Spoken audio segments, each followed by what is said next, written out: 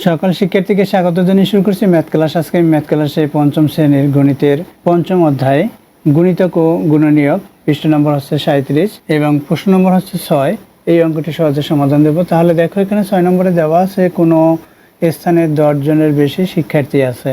একজন শিক্ষক 42টি কলা, 84টি বিস্কুট এবং 105টি চকলেট কোনো অবশিষ্ট না রেখে শিক্ষার্থীর মধ্যে সমানভাবে ভাগ করে দিতে চান। কতজন শিক্ষার্থীর মধ্যে শিক্ষক কলা, বিস্কুট ও চকলেট ভাগ করে দিতে পারবেন?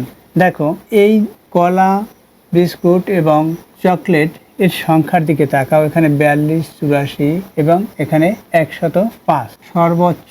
সর্বোচ্চ শিক্ষার্থীর মধ্যে বা সবচেয়ে বেশি সংখ্যক শিক্ষার্থীর মধ্যে আমরা লিখতে পারি সবচেয়ে বেশি সংখ্যক বা সর্বোচ্চ শিক্ষার্থীর মধ্যে সবচেয়ে বেশি সংখ্যক শিক্ষার্থীর মধ্যে ভাগ করে দিতে পারবে। কলা, বিস্কুট ও চকলেট ভাগ করে দিতে পারবে।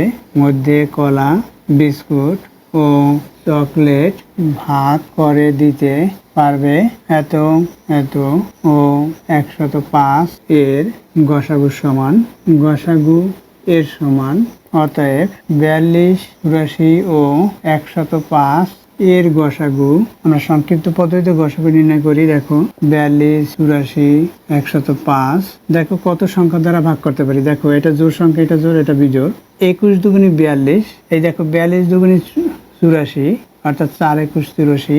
এখানে 5 21 105, অর্থাৎ 21 দিয়ে ভাগ দিতে পারি। আবার যেহেতু 21 দিয়ে ভাগ দিতে পারি, তাহলে 3 দিয়ে এবং 7 দিয়েও ভাগ করতে পারি আমরা, কারণ 3 সাথে 21 হয়। 3 দিয়ে 7 দিয়েও ভাগ করতে পারি, আবার 21 দিয়েও ভাগ করতে পারি। যদি 21 দিয়ে ভাগ করি, দেখো 21 দিয়ে ভাগ করলাম, আমরা মনে করি এটা 21 দিয়ে ভাগ করি। 21 দুগুণী 42, 2। তাহলে দেখো, 21 সাথে কত গুণ করলে 84 হয়? 4, 4 দুগুণী 8। সুতরাং 4 গুণ করলে এটাকে 5 অক্ষে 5, 5 গুণ 10, এটাকে 5 গুণ করলে দেখো এটা ভিন্ন ভিন্ন সংখ্যা হলো, অর্থাৎ 2, 4, 5। তাহলে 21 হবে। সর্বোচ্চ 21 জনের মধ্যেই এই বিস্কুট, কলা এবং চকলেট, অর্থাৎ কলা, বিস্কুট, চকলেট এগুলো ভাগ করে দিতে পারবে। অথবা এটা আমরা এভাবে করবো, এত সংক্ষিপ্ত না করে এটাকে আমরা গুণনীয়ক পদ্ধতিতেও করতে পারি।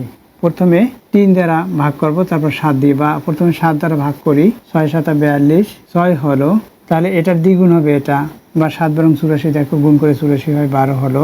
এরপর এখানে কত হবে সেটা গুণ করি।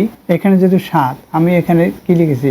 এখানে লিখেছি 21 দিয়ে 5, তাহলে 15 হবে, অর্থাৎ এখানে 15 হলো। 7 দিয়ে করেছি, এরপরে 3 দিয়ে করি। দেখো, 2, 3 4 12, 3 5 15, অর্থাৎ এখানেও এই 7 গুণ 3 21 পাবো। অতএব নির্ণেয় গসাগু, অতএব লিখি, অতএব নির্ণেয় গসাগু কি? 7 গুণ 3 সমান 21। তাহলে কি লিখতে পারি আমরা? উত্তর, অতএব কতজন শিক্ষার্থী? 21 জন শিক্ষার্থীর মধ্যে ভাগ করে দিতে পারবে। অতএব সর্বোচ্চ 21 জন শিক্ষার্থীর মধ্যে ভাগ করে দিতে পারবে, এটা আমরা লিখতে পারি, বা সংক্ষিপ্ত লিখি। অতএব 21 জন শিক্ষার্থীর মধ্যে ভাগ করে দিতে পারবে। উত্তর, 21 জন। দেখো, এখানে যে কোনো একটি পদ্ধতি করলেই হবে। যদি এই সংক্ষিপ্ত পদ্ধতিতে তোমরা পারো, তাহলে সংক্ষিপ্ত পদ্ধতিতে দেখিয়ে দেবে, তারপরে এটা।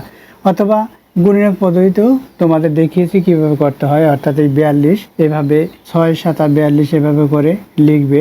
তারপর এভাবে আবার 42কে আরো ভাগ করবে, ভাগ করেও অবশ্যই গসাগু করতে পারবে। আশা করছি বুঝতে পেরেছো কিভাবে করতে হবে এই অঙ্কটি। এতক্ষণ ম্যাথ ক্লাসের সাথে থাকার জন্য সকলকে ধন্যবাদ জানিয়ে আজকের মতো বিদায় নিচ্ছি।